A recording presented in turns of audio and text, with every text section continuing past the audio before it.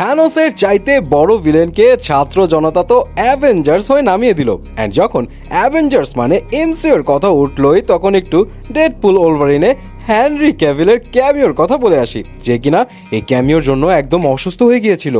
কেউ Deadpool and ওলভারিন দেখুক বা না দেখুক, অনেকে ইতিমধ্যে স্পয়লার খেয়ে গেছে যে কার কার ক্যামিও ছিল।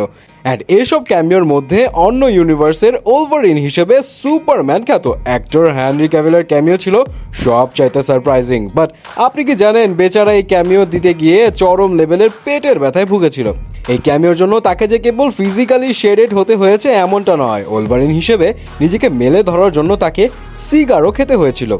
অ্যান্ড মিডিয়া রিপোর্টস থেকে জানা যায় বেচারার এমনিতে এসবের অভ্যাস নেই, কিন্তু এই শুটিংয়ের জন্য তাকে একটানা 8 ঘন্টা স্ট্রেট সিগার খেতে হয়েছিল, যার ফলস্বরূপ শুটিংয়ের পরের দিনই তার পেটে ব্যথা শুরু হয়। অ্যান্ড কয়েকদিন সে অসুস্থ হয়ে কমপ্লিট রেস্টে ছিল।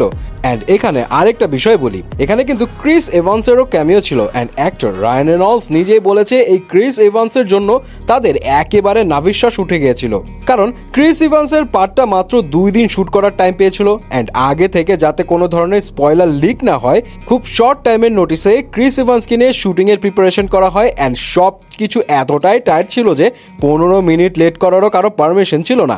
ডেডপুল অ্যান্ড ওলভারিনের বক্স অফিস নিয়ে যদি বলি, তাহলে এই মুভিটা গতকাল পর্যন্ত অ্যারাউন্ড $850 মিলিয়ন ইনকাম করেছে। অ্যান্ড ট্রেড অ্যানালিস্টরা আশা করছে নেক্সট সানডে অর্থাৎ থার্ড উইকেন্ডের মধ্যে ডেডপুল অ্যান্ড ওলভারিন $1 বিলিয়ন কামিয়ে ফেলতে পারে। তবে ডেডপুল অ্যান্ড ওলভারিনের সাকসেসের কারণে ডিজনি এবছর তাদের টোটাল মুভি নিয়ে ওয়ার্ল্ড ওয়াইড প্রায় $3 বিলিয়ন টিকিট বিক্রি করেছে।